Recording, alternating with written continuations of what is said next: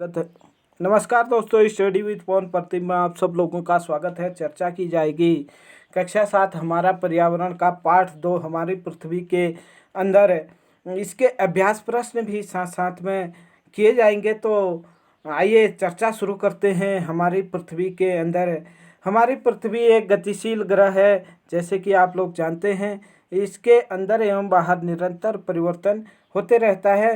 पृथ्वी पश्चिम से पूर्व दिशा की ओर घूमती है, ये आप लोग जानते हैं। इसके आंतरिक भाग क्या है, इसके विषय में जानेंगे। पृथ्वी एक प्याज की तरह है।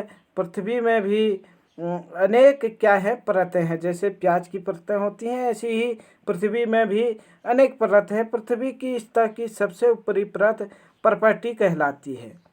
पृथ्वी की जो सबसे ऊपरी परत होती है, इसे पर्पटी कहते हैं। जो यहाँ पर दिखाई दे रहा है, ये सारा क्षेत्र पर्पटी का है। इसे स्थलमंडल भी हम कह सकते हैं, यानी जहाँ पर हम रहते हैं और चलते फिरते खेलते कूदते हैं, वो सारा क्षेत्र हमारा पर्पटी कहलाता है। पर्पटी दो प्रकार का होता है, एक तो महाद्वीपों का, एक महासागरों का। जैसे कि आप लोग जानते हैं, पूरे संसार में या तो महाद्वीप है या महासागर हैं, या नहीं, या तो स्थलखंड है या जलीय क्षेत्र है। जलीय क्षेत्र जहाँ पर जल अधिक होता है तो उसे महासागर कहते हैं, और जहाँ पर स्थलखंड है तो उसे बड़ा महाखंड है, जहाँ पर बड़ा स्थलखंड है उसे महाद्वीप कहते हैं। तो जो यह महाद्वीप में होती है पर्पटी, इसकी गहराई लगभग 35 किलोमीटर तक होती है। महाद्वीप में भूपर्टी की गहराई 35 किमी होती है, जबकि महासागरों में भूपट्टी की गहराई 5 किमी होती है। महाद्वीपों की पर्पटी की संरचना सिलिका एवं एल्युमिनियम से बनी होती है। हम कह सकते हैं कि महाद्वीपों की जो रचना है या संरचना है वह सिलिका एवं एल्युमिनियम से है, इसीलिए इसे शेल कहा जाता है। आगे लिखा गया है, आप लोग देख सकते हैं। और इनका दोनों एक एक अक्षर लिया गया है, दोनों शब्दों का। सिलिका से सी एवं एल्युमिनियम से एल, तो ये मिला करके सीएल कहलाता है। प्रश्न पूछा जा सकता है कि महाद्वीपों की जो पर्पटी होती है उसे अन्य किस नाम से जाना जाता है? सीएल नाम से जाना जाता है। ऐसे ही महासागरों की जो पर्पटी होती है वह सिलिका तथा मैग्नीशियम से बना होता है, इसीलिए इसे सी में कहा जाता है। यहाँ पर भी ऐसे ही हम पहले अक्षर लेंगे, सिलिका का सी तथा मैग्नीशियम का मैं, तो सी में हो जाएगा। महासागरों की पर्पटी जो सिलिका तथा मैग्नीशियम से बनी होती है उसे सी में भी कहा जाता है। पूरी पृथ्वी का जो आयतन है उसका 1% भाग लगभग पर्पटी घेरे हुए है। प्रश्न पूछ सकते हैं कि पर्पटी पृथ्वी के कुल आयतन का कितना है या कितना स्थान घिरे हुए है, तो 1% घेरे हुए है। इसके बाद पर्पटी के जो नीचे का क्षेत्र होता है उसे मेंटल कहते हैं। मेंटल 2900 किलोमीटर गहराई तक का क्षेत्र होता है। जैसे कि यहाँ पीले रंग में ये सारा क्षेत्र मेंटल का दिखाई दे रहा है, यह 2900 किलोमीटर नीचे तक का क्षेत्र मेंटल होता है। यह निकिल तथा फेरस से बना होता है। निकिल तथा फेरस से बना होता है, इसीलिए इसके भी अगर पहले अक्षर लें नी और फेरस से लें फे, तो इसे नीफे बन जाता है, इसीलिए मेंटल को नीफे कहते हैं। प्रश्न पूछा जा सकता है मेंटल को अन्य किस नाम से जाना जाता है? मेंटल को नीफे नाम से जाना जाता है। पृथ्वी की जो सबसे आंतरिक हिस्सा है, पृथ्वी का जो सबसे आंतरिक हिस्सा है वह क्रोड कहलाता है। क्रोड, जैसे कि आप देख पा रहे होंगे लाल रंग में, आंतरिक क्रोड एवं बाह्य क्रोड। इसकी त्रिज्या जो है वह लगभग 3500 किलोमीटर तक है। त्रिज्या है इसकी 3500 किलोमीटर। अगर गहराई इसकी देखी तो इसके दुगनी हो जाएगी, क्योंकि किसी भी व्यास का त्रिज्या उसका आधा होता है। आगे हम देखेंगे कि जो यह क्रोड है, यहाँ पर ताप एवं दाब उच्च होता है। प्रश्न पूछा जा सकता है कि पर्पटी निम्न में से किसका ताप सबसे ज़्यादा होता है? पर्पटी का या मेंटल का या क्रोड का? तो क्रोड का ताप सबसे ज़्यादा होता है। यही यहाँ पर दिया गया था कि पृथ्वी की जो संरचना है उसमें यहाँ पर ये सब लिखा गया है। आप चाहे तो स्क्रीनशॉट या किताब अगर आपके पास हो तो किताब में एक बार ज़रूर पढ़ लें। यही सब चीज़ें लिखी थी। जैसे कि हमने यहाँ पर महासागरों एवं महाद्वीपों की प्रॉपर्टी के बारे में देखा। चित्र में आप लोगों को दिखाई दे रहा है कि जो ये लाल रंग का क्षेत्र है यह महाद्वीपीय प्रॉपर्टी है, जहाँ पर आपको स्थलखंड दिखाई दे रहा है, जबकि ये पीले और नीले क्षेत्र है यह महासागरीय प्रॉपर्टी है। पीला क्षेत्र महासागरीय प्रॉपर्टी है, जबकि ये इस प्रकार का दिखाई देता है, ये आप लोग देख रहे हैं। इसकी गहराई हमने देखी थी कि 30 किलोमीटर, जबकि इसकी गहराई 5 किलोमीटर। कुल क्षेत्र 1%, और ये बना है सीएल से या नहीं सिलिका एवं एल्युमिनियम से, जबकि यहाँ पर देखें महासागरीय वाला भाग सीमे से बना है। सीमे मतलब सी से सिलिका और में से मैग्नीशियम से बना है। आइए आगे देखते हैं कि जो हमने चर्चा की थी कि पृथ्वी का कौन सा भाग कितने हिस्से में है, हम चर्चा कर चुके हैं। पृथ्वी के आयतन का केवल 1% हिस्सा प्रॉपर्टी है, ये हम चर्चा कर चुके हैं। 84% पर मेंटल है और बाकी जो 15% बचता है वह क्रोट का हिस्सा है, जबकि पृथ्वी की कुल त्रिज्या 6371 किलोमीटर है। इसके बाद हम चर्चा करेंगे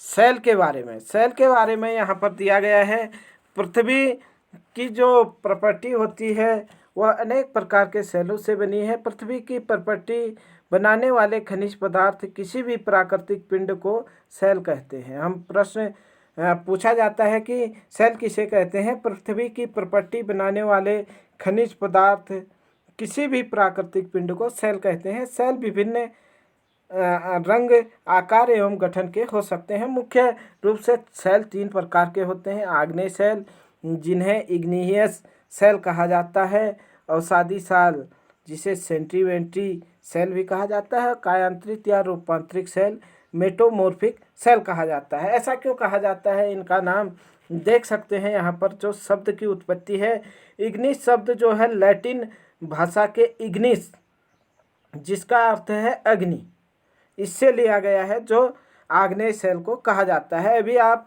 समझेंगे कि आग्नेय सेल किस प्रकार से बनते हैं। ऐसे ही सेडिमेंट्री है, जो लैटिन शब्द के सेडिमेंटम से बना है, जिसका अर्थ होता है स्थिर। और मेटामॉर्फिक है, जो ग्रीक शब्द है। प्रश्न पूछा जा सकता है कि मेटामॉर्फिक किस भाषा का शब्द है। ग्रीक शब्द, जैसे हमने पिछले अध्याय में देखा था एनवायरमेंट फ्रेंच शब्द था, ऐसे ही यहाँ पर भी इग्निस लैटिन शब्द है, सेडिमेंट्री लैटिन शब्द है और मेटामॉर्फिक ग्रीक शब्द है। मेटामॉर्फिक शब्द का अर्थ होता है रूप परिवर्तन, या नहीं उसके जो वह दिखाई देता है उसमें परिवर्तन आ जाता है। आगे चर्चा करें कि आग्नेय सेल कैसे बनता है। द्रवित, इसे हम अगर चित्र के माध्यम से समझें तो वह हम बेहतरीन समझ पाएंगे। उसके बाद एक बार इसे पढ़ भी लेंगे। एक बार हम पढ़ लें, उसके बाद अगर समझें तो वो भी कोई दिक्कत नहीं है। आग्नेय सेल के बारे में बताया गया है कि द्रवित मैग्मा जब ठंडा होकर ठोस हो जाता है तो इस प्रकार से बने सेल को आग्नेय सेल कहते हैं। इन्हें प्राथमिक सेल भी कहते हैं। प्रश्न पूछा जा सकता है कि आग्नेय सेल किससे बने होते हैं। द्रवित मैग्मा से। ज्वालामुखी होती है, ज्वालामुखी से जो लावा बाहर आता है वो कुछ समय बाद ठंडा हो जाता है। ठंडा होने से वह चट्टान का रूप धारण कर लेती है और इसे आग्नेय सेल कहा जाता है। यह प्राथमिक सेल भी कहते हैं इसे। प्रश्न अगर पूछे कि प्राथमिक सेल किसे कहते हैं, तो प्राथमिक सेल आग्नेय सेलों को कहा जाता है, क्योंकि सबसे पहले इन्हीं की संरचना होती है। आग्नेय सेल 2 प्रकार के होते हैं। आग्नेय सेल 2 प्रकार के होते हैं, अंतर्वेदी आग्नेय सेल एवं बहिर्वेदी आग्नेय सेल। बहिर्वेदी आग्नेय सेल जो हमें पृथ्वी पर या नहीं बाहर दिखाई देता है, वह बहिर्वेदी आग्नेय शैल कहलाता है। ये बहुत बारीक कणों एवं दानों से बने होते हैं। बारीक कणों या दानों से बने होते हैं, कण कहें या दाने कहें, इनसे बनी होती हैं। और इसका उदाहरण है बेसाल्ट की जो शैलें होती हैं, चट्टानें होती हैं। भारत में अगर देखें तो दक्कन का पठार, मुंबई, कर्नाटक, ये काली मिट्टी वाले क्षेत्र बहिर्वेदी आग्नेय शैल के उदाहरण हैं। जबकि कभी कभी ऐसा होता है कि जो द्रवित मैग्मा होता है वह भूप्रपट्टी के अंदर ही क्या हो जाता है, ठंडा हो जाता है। और इस प्रकार से जो सेल बनते हैं उसे अंतर्वेदी सेल कहते हैं। जब ये धीरे धीरे ठंडे होने के कारण ये बड़े दानों का रूप ले लेती हैं, तो इससे ग्रेनाइट जैसे सेल बनते हैं। प्रश्न पूछा जा सकता है कि आंतरिक सेलों का प्रमुख उदाहरण है तो वह ग्रेनाइट सेल है। आंतरिक आग्नेय सेलों से कौन से सेल बनते हैं? ग्रेनाइट सेल बनते हैं। जैसे आप लोग देखते हैं घरों में लेई मसाले को पीसने या जो भी दाने होते हैं उसे बारीक करने के लिए, उसका चूर्ण करने के लिए, उसका चूरा करने के लिए जो हम अब घर्षण पत्थर का प्रयोग करते हैं वह ग्रेनाइट के बने होते हैं। इसके बाद आग्नेय सेल के बाद दूसरे प्रकार का सेल जो होता है वह अवसादी सेल होता है।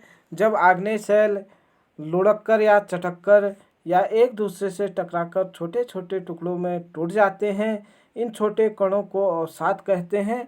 अवसाद हवा, जल आदि के द्वारा एक से दूसरे स्थान पर पहुंचा दिए जाते हैं। तो ये अवसाद दबकर एवं कठोर होकर सेल की परत का निर्माण करते हैं। इस प्रकार की सेलों को अवसादी सेल कहते हैं।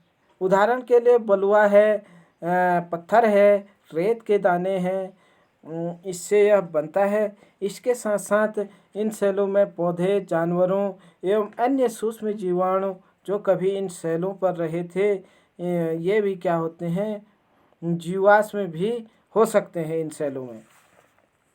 प्रश्न पूछ सकता है कि जीवाश्म किस प्रकार के सेलों में पाए जाते हैं? तो जीवाश्म आग्नेय सेलों में पाए जाते हैं। उसके बाद जो आग्नेय एवं अवसादी सेलों के उच्च दाब ताप के कारण परिवर्तित होते हैं, जो अपना रूप परिवर्तित करते हैं, उन्हें कायांतरित सेल या रूपांतरित सेल कहते हैं। कायांतरित सेल में परिवर्तन आप देख सकते हैं। यहाँ पर ये इस प्रकार के सेल दिखाई देते हैं जब यह परिवर्तन करते हैं अपने रूप में या अपनी स्थिति में। आइए आगे चर्चा करते हैं। सेल हमारे लिए बहुत उपयोगी हैं। कठोर सेलों का उपयोग सड़क, घर, स्कूल एवं इमारत बनाने के लिए किया जाता है। आप पत्थरों का उपयोग कई खेलों में करते हैं, जैसे 7 पत्थर है, पिट्ठू है, ये सारे चीज़ें आप पढ़ सकते हैं। आगे हम देखें, समझने की कोशिश करेंगे कि सेल किस प्रकार से बने हैं। ये चित्र के माध्यम से आप लोग देख सकते हैं कि ये किस प्रकार से बने हैं। सबसे पहले जो पृथ्वी है वहाँ पर मैग्मा उद्गार होता है, मतलब मैग्मा निकलता है, ज्वालामुखी विस्फोट होता है। जब ज्वालामुखी विस्फोट होता है, मैग्मा निकलता है, लावा निकलता है, तो वह कुछ समय बाद क्या हो जाता है, ठंडा हो जाता है। जैसे कि आप यहाँ पर देख रहे हैं मैग्मा निकल रहा है और ये कुछ समय बाद ठंडा हो जाता है। जब यह कुछ समय बाद ठंडा हो जाता है तो यह आग्नेय सेल का रूप होता है, या नहीं जो बहिर्वेदी आग्नेय सेल थे उसका निर्माण इससे होता है। जबकि यह मैग्मा जब अंदर ही ठंडा हो जाता है तो वह अंतर्वेदी आग्नेय सेल का निर्माण करते हैं। इसका उदाहरण हमने देखा था भारत में बेसाल्ट की चट्टानें जो होती हैं दक्कन के पठार में हैं, जो महाराष्ट्र कर्नाटक में है।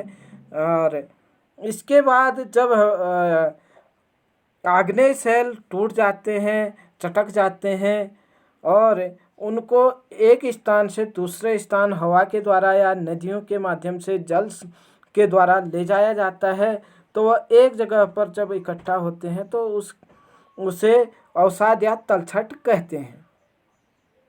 जब ये अवसाद या तलछट एक लंबे समय बाद ठोस परत धारण कर लेते हैं तो वह अवसादी सेल कहलाते हैं। अब जो चीज़ें यहाँ पर रही होंगी, पेड़ पौधे हैं या अन्य जानवर हैं, तो वह इसी अवसादी सेलों में मिल जाते हैं। यही चीज़ वहाँ पर हमने अभी पढ़ी थी। उसके बाद जब अवसादी सेल और आग्नेय सेल अपना रूप चेंजित करते हैं तो इसे कायांतरित सेल कहते हैं या रूपांतरित सेल कहते हैं। अनेक कायांतरित या रूपांतरित सेल हो सकते हैं। कुछ नामें मैं कह रहा हूँ, आप चाहें तो लिख भी सकते हैं और सुन भी सकते हैं। जैसे ग्रेनाइट है, ग्रेनाइट से नीस का निर्माण होता है, मतलब ग्रेनाइट से रूपांतरित सेल बनता है नीस। बेसाल्ट का रूपांतरित सेल बनता है एम्फीबोलाइट। ग्रेवो का जो रूपांतरित सेल बनता है वह बनता है आपका सरपेंटाइन। बालू पत्थर का जो रूपांतरित सेल बनता है क्वार्ट्जाइट। चूना पत्थर का रूपांतरित सेल बनता है संगमरमर। सेल होते हैं उनका जो रूपांतरित होता है स्लेट। कोयला का रूपांतरित ग्रेफाइट। स्लेट का रूपांतरित शिस्ट एवं शिस्ट का रूपांतरित फाइलाइट होता है। आइए देखें आगे, चर्चा करें हम इसके कुछ जो अभ्यास प्रश्न हैं उसके विषय में। शायद आप समझ पाए होंगे, ये प्रश्न आपके लिए बहुत आसान होने वाले हैं। यहाँ पर इनके उत्तर देने हैं। प्रश्न को है, पृथ्वी की 3 परतें कौन सी है? आप लोग आसानी से बता देंगे। मेरे ख्याल से पृथ्वी की 3 परतें हमने देखा था। पृथ्वी की सबसे ऊंची परत भूपट्टी, उसके नीचे बीच का क्षेत्र मेंटल और सबसे नीचे क्षेत्र क्रोड। आप अगर कक्षा 7 में हैं तो ज़रूर लिखें इसे अपने अभ्यास पुस्तिका में। और जो अगला प्रश्न है, सेल क्या है? सेल दोस्तों पृथ्वी की प्रॉपर्टी में बनने वाले खनिज पदार्थ हैं जो किसी भी प्राकृतिक पिंड को सेल कहते हैं। मतलब जो खनिज होते हैं प्रकृति ने हमें दिए हैं या नहीं, जो हमें दिखाई देते हैं वही सेल हैं। इनके विभिन्न रंग, आकार एवं गठन हो सकते हैं, जैसे हमने अभी 3 प्रकार के सेलों के विषय में जाना। उसके बाद अगला प्रश्न है, 3 प्रकार के सेलों के नाम लिखिए। कभी प्रश्न पूछ सकता है सेल कितने प्रकार के होते हैं, तब उनके नाम लिखिए। तो ये प्रश्न सेल 3 प्रकार के होते हैं या नहीं, 3 प्रकार के सेल कौन कौन से हैं? आग्नेय सेल, अवसादी सेल, कायांतरित सेल। प्राथमिक सेल किसे कहते हैं, ये भी प्रश्न आया था। आप लोग अगर याद है तो बता सकते हैं कमेंट बॉक्स में। उसके बाद अगला प्रश्न है, बलिभेदी एवं अंतर्वेदी सेल का निर्माण कैसे होता है? आप लोगों ने देखा था बहिर्वेदी एवं आंतरिक वेदी सेल। बहिर्वेदी सेल जो लावा के बाहर आने से बने थे और आंतरिक सेल या नहीं अंतर्वेदी सेल जो लावा के अंदर ही ठंडे हो जाने से बने थे। यहाँ पर आप लोग देख सकते हैं किस प्रकार से लिख सकते हैं। बलिवेदी आग्नेय सेल का निर्माण जब पृथ्वी, मतलब बाह्य आग्नेय सेल का निर्माण जब पृथ्वी पर ज्वालामुखी उद्गार होता है तब आग की तरह लाल द्रवित मैग्मा आपने चित्र में देखा पृथ्वी के आंतरिक भाग से निकलकर सतह पर आता है। जब द्रवित लावा क्या हो जाता है, सतह पर ठंडा होता है, ठोस हो जाता है।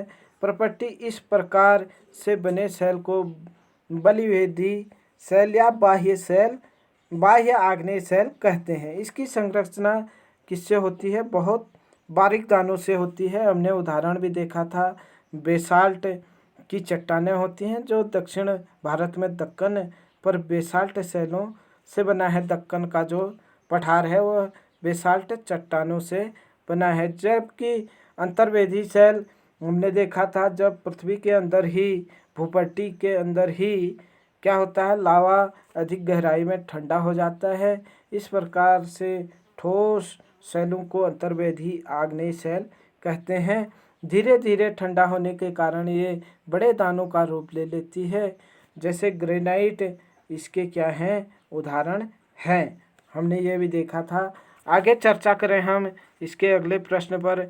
शैल चक्र से आप क्या समझते हैं? आप लोगों ने चित्र देखा, सबसे पहले ज्वालामुखी उत्पन्न हुई थी, उसके बाद आग्नेय शैल बना, उस वह टूट फूट करके अवसाद हुआ, अवसादों से ही अवसादी शैल बना, और फिर जब उसने अपना रूप चेंज किया शैलों ने, तो वह रूपांतरित शैल हुए। शैल चक्र से आप क्या समझते हैं? एक शैल से दूसरे शैल में परिवर्तन होने की प्रक्रिया शैल चक्र कहते हैं। चित्र आप लोगों ने देखा है। एक शैल से दूसरे शैल में परिवर्तन होना क्या कहलाता है? शैल चक्र कहलाता है। आइए अगला प्रश्न देखें।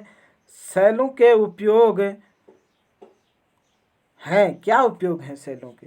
शैलों के कई दुर्गों, किलों का निर्माण किया जा चुका है तथा भवन निर्माण में भी सहायक होते हैं, सड़क निर्माण में सहायक होते हैं, विभिन्न खेलों में सहायक होते हैं। यानी जो भी क्रिया हम करते हैं, मतलब मानव जीवन में जो भी चीज़ें हमें चाहिए होती हैं, उसमें कहीं न कहीं शैलों का महत्वपूर्ण योगदान होता है।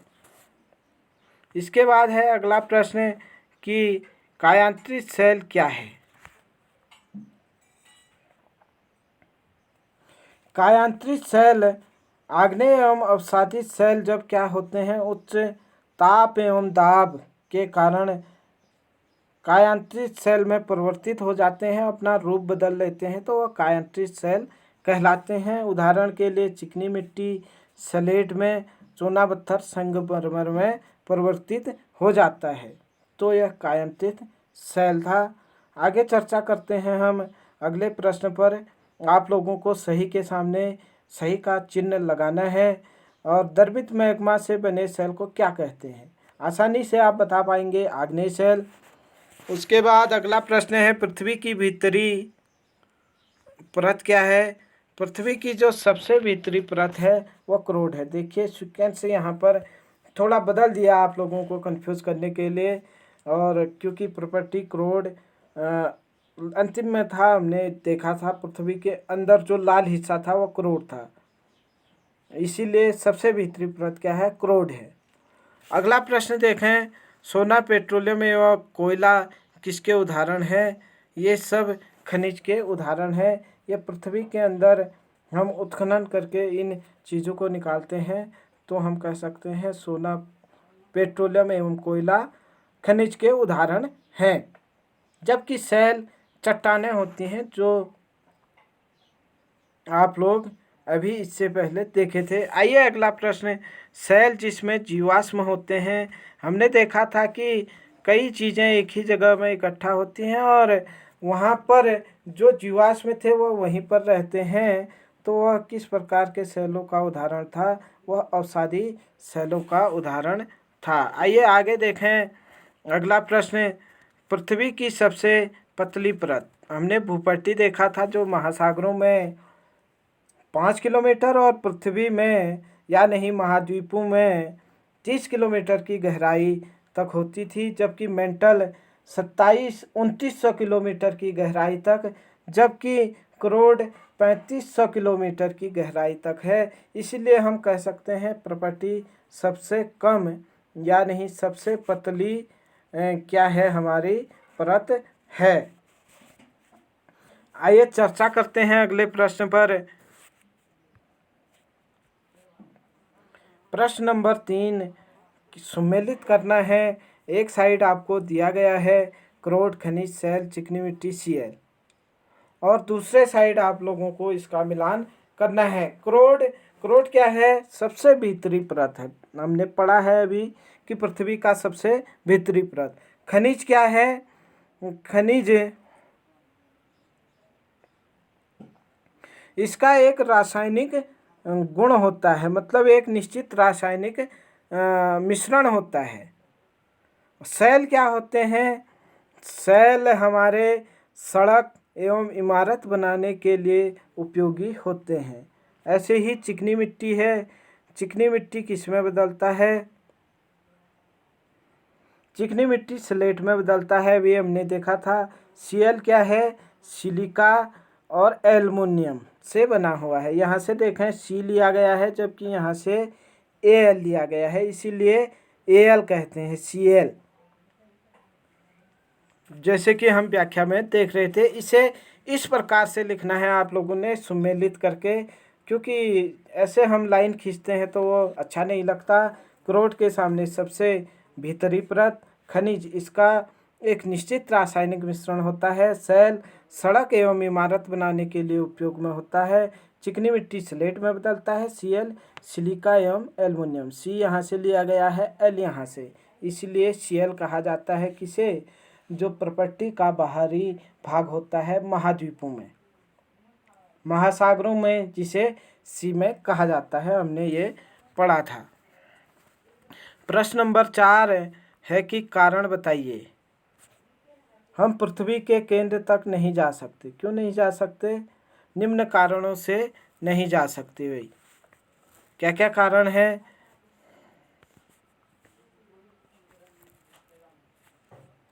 पृथ्वी के केंद्र तक पहुंचने के लिए बिल्कुल असंभव है। आपको समुद्र की सतह से 6000 किलोमीटर गहराई तक खोदना होगा। जितना गहरा समुद्र है उससे भी 6000 किलोमीटर और गहरा खोदना होगा, तब हम पृथ्वी के केंद्र तक पहुंच सकते हैं, जो बिल्कुल असंभव सा कार्य है। अभी फिलहाल में, भविष्य में हम कह नहीं सकते। पृथ्वी की सतह के नीचे जाने पर तापमान 1 डिग्री सेंटीग्रेड प्रति 32 मीटर की दर से बढ़ता है।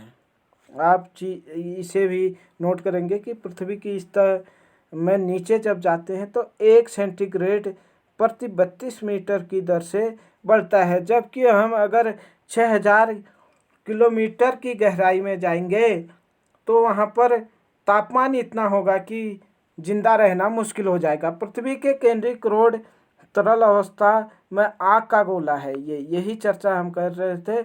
वहाँ दाब भी बहुत अधिक है, इसीलिए हम पृथ्वी के सतह तक नहीं जा सकते हैं। प्रश्न पूछा गया था कि हम पृथ्वी के सतह तक क्यों नहीं जा सकते हैं। ये कारण है कि हम पृथ्वी के सतह तक नहीं जा सकते हैं। अगला प्रश्न देखें। अवसादी सेल अवसाद से बनती है। किन अवसाद से बनती हैं?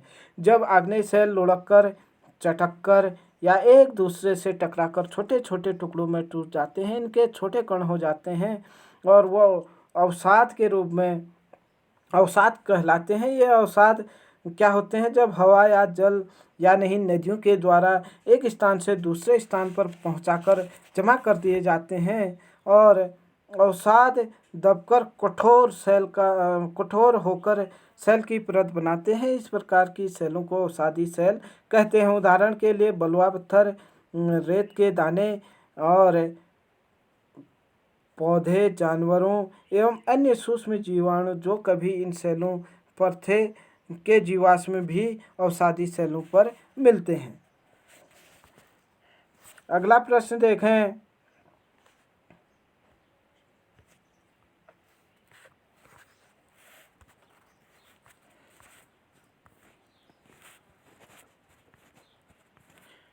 आज का आखिरी प्रश्न है। चूना पत्थर संगमरमर में बदलता है।